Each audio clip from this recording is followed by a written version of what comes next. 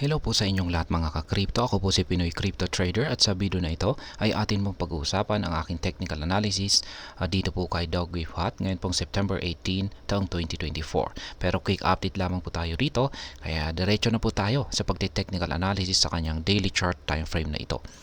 At ayan, ang nakakalungkot pong nakikita natin dito ay yung ipinapakita ng ating QQE mode indicator dito sa ibaba.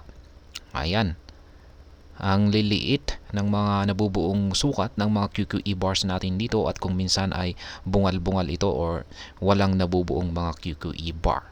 Ayan, at nag-umpisa po yan nitong mga August 28 or katapusan po ng buwan ng August, kaya matagal-tagal pong nagko-consolidate na itong si Dogwifhat mula dito.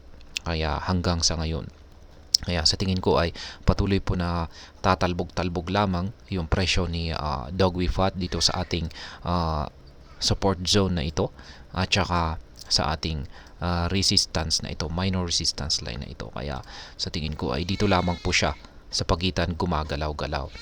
Kaya ayan, sa madaling salita ay magpapatuloy lamang po sa pagko-consolidate sa mga paparating na araw ang magiging galaw nitong si Dogwifhat. Kaya ayan, kahapon lamang po ay ayan, itong mga ilang nakalipas na araw ay nagpakita po ulit ng isa namang pong rejection sa ating support zone dito, itong si Dogwifhat. Kaya nagsasabing wala po talaga, hindi po niya kayang tumagos dito sa ating support zone o di na rin po niya kayang basagin yung ating minor resistance line dito, sapagkat gaya ng aking sinabi kanina ay wala pong sapat na momentum itong si Dogwifhat para kumilos or makaranas ng matinding price action.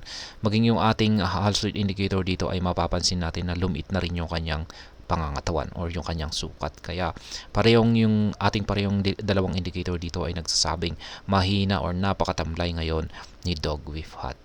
Kaya ayan, ngayon ay pagdating po sa ating spot trading ay wala pong na-trigger na kahit anumang nakaabang na pending order natin dito.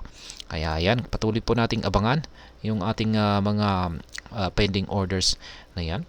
Pero sa ngayon ay para po sa mga bago lamang dito ay check na lamang po ninyo ang description ng video na ito para malaman kung anong platform at mga indicators ang ginagamit ko dito.